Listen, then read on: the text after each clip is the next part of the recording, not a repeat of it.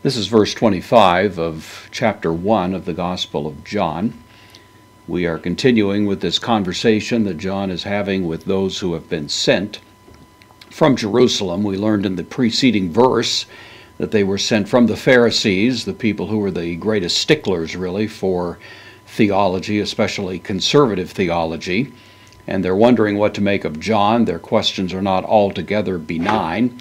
And here we find the issue is being pressed even more firmly as the verse continues now. Kai and eroteson. Eroteson, this is the aorist, third person plural of erotao, to ask, to question. And so they asked auton, him, accusative case, of course, object of eroteson. They asked him kai and apon, using the first aorist form of the word lego. This is the third person plural, apon. They questioned him or asked him and said to him. The very fact that John repeats this is intended to drive home the point that there's a kind of insistence to this, pushing the point as if the finger were on the chest, pounding away.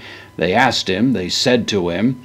Then te, the interrogative pronoun, which can be what or why, and in this case it's going to be why. Why un, therefore, baptizes, from the verb baptizo, which means to baptize. It's a word that can involve both immersion, also pouring, sprinkling. All of these are legitimate forms of the use of the word baptizes.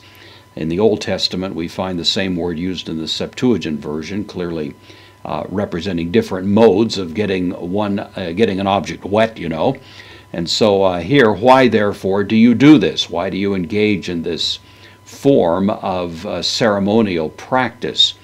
Why therefore do you baptize if, takes the indicative, if su, the second person singular, if you, uk a, if you are not, second person singular of the verb eimi, if you are not ho Christos, if you're not the Christ, John had already denied that, ude, neither Elias, Elijah, ude, neither ho prophetes, the prophet.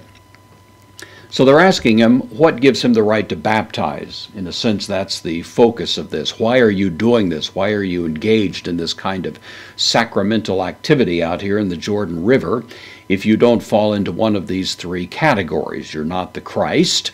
You've denied that. You're not the Elijah who was predicted to come by the prophet Malachi. You're not the prophet who was predicted to come by Moses. So just who in the world are you? And in a sense, the implied question is what gives you the right to engage in this religious ritual out here of baptizing people?